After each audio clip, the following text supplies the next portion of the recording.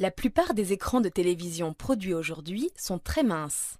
Appelés écrans plats, ils utilisent la technologie des cristaux liquides, LCD ou plasma. Mais jusqu'à une période très récente, ces écrans étaient beaucoup plus imposants. Leur épaisseur était due à un composant indispensable à leur fonctionnement, le tube cathodique.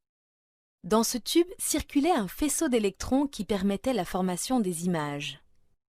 Si les écrans de télévision ne sont apparus que dans les années 1950, le tube cathodique, lui, est bien plus ancien. Conçu vers la fin du XIXe siècle, c'est grâce à lui que Joseph John Thomson a pu découvrir l'électron, cette particule qui compose l'atome, avec le neutron et le proton. Vers la fin du XIXe siècle, deux hypothèses s'opposent sur la nature des rayons cathodiques. Les physiciens allemands les considèrent comme des ondes. Les physiciens britanniques pensent que ce sont des courants de particules chargées négativement. À cette époque, la plus petite particule connue est l'atome. Joseph John Thomson, un scientifique britannique, est partisan de la seconde hypothèse et va la vérifier au cours d'une expérience réalisée en 1897. Cette expérience va aussi lui permettre de supposer l'existence d'une particule plus petite que l'atome. Afin de déterminer la composition des rayons cathodiques, Thomson utilise un tube inventé par le physicien britannique William Crookes quelques années auparavant, vers 1875.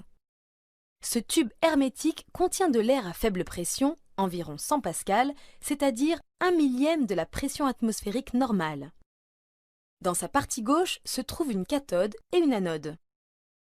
Une tension de plusieurs dizaines de milliers de volts entre la cathode et l'anode permet de créer des rayons cathodiques. L'anode, percée d'une lucarne, permet de diriger les particules des rayons vers l'extrémité du tube. Lorsque les particules rencontrent le tube de verre, un spot fluorescent est visible. Le réticule placé au bout du tube permet de repérer une déviation éventuelle. Dans la partie droite du tube, Thomson va utiliser des plaques métalliques et des électroaimants. Ces éléments permettent de créer un champ électrique et un champ magnétique capables de dévier les rayons cathodiques. Thomson va, dans un premier temps, confirmer la nature des rayons cathodiques. Thomson suppose, dès le départ, que les particules émises dans le tube sont identiques, quelles que soient les conditions expérimentales. Elles ont toutes la même masse m et la même charge q. Thomson crée un champ électrique vertical E entre les plaques métalliques. Il constate que les rayons sont déviés verticalement. En changeant le sens de la tension entre les deux plaques, Thomson constate que le sens de la déviation est modifié. Dans le champ électrique vertical, les particules sont soumises à une force électrique verticale. L'intensité de cette force dépend de la valeur de la tension imposée entre les deux plaques. Son sens dépend du signe de cette tension. Quel que soit le sens, Thomson constate que les particules sont déviées vers la plaque chargée positivement. Cela corrobore donc une observation faite quelques années avant par le physicien français Jean Perrin: les particules sont chargées négativement. Thomson crée ensuite un champ magnétique horizontal B à l'aide d'électroaimants. Il constate que les particules sont déviées verticalement. En changeant le sens du champ magnétique, Thomson constate que le sens de la déviation est modifié. Dans le champ magnétique horizontal, les particules sont soumises à une force électrique verticale. Cette force dévie les rayons vers le haut ou vers le bas en fonction du sens du champ magnétique. Thomson utilise les deux champs, électrique et magnétique, dans son dispositif. Les deux champs sont tels que les forces électriques et magnétiques sont de sens opposé et de même valeur. Soumis à ces deux forces simultanément, le rayon n'est pas dévié. Grâce à cette expérimentation, Thomson sait que la vitesse des particules a pour valeur E sur B. Malgré des valeurs élevées, de l'ordre de 50 000 km par seconde, la vitesse qu'il mesure est très éloignée de celle de la lumière, qui est de 300 000 km par seconde. Cette démonstration mit donc en défaut la théorie allemande, selon laquelle les rayons cathodiques sont des ondes électromagnétiques comme la lumière. Les rayons cathodiques sont donc bien composés de particules chargées négativement. Thomson publia cette information en avril 1897.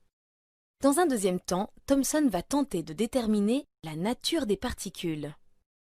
Grâce aux réticules de mesure placés au bout du tube, Thomson peut repérer la déviation des particules soumises à un champ électrique.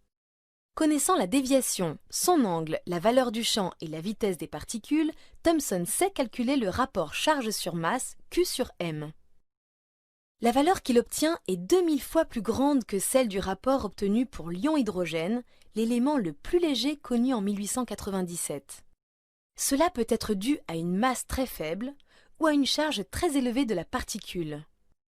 Mais Thomson est persuadé que si le rapport obtenu est aussi grand, c'est parce que la masse de la particule est 2000 fois plus petite que celle de l'ion-hydrogène. Thomson remplace la cathode en aluminium par une cathode en fer, puis en platine. Le rapport Q sur M ne change pas. Il modifie également la nature du gaz enfermé dans le tube à rayon cathodique en utilisant par exemple du dihydrogène, du dioxyde de carbone ou de l'iodométhane. Le rapport Q sur M ne change pas. Thomson en conclut qu'il a découvert une nouvelle particule plus petite que l'atome et qui en sera un composant. Il la nomme corpuscule.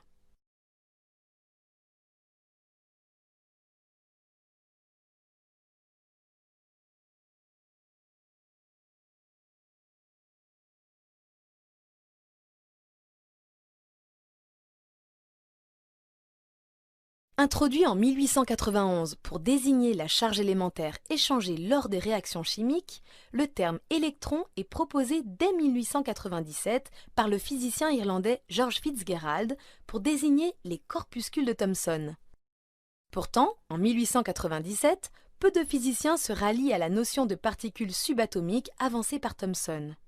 La mesure de la charge de l'électron par Charles Wilson, un de ses élèves, puis en 1911 par Robert Millikan, un physicien américain, permettra de prouver l'exactitude des travaux de Thomson.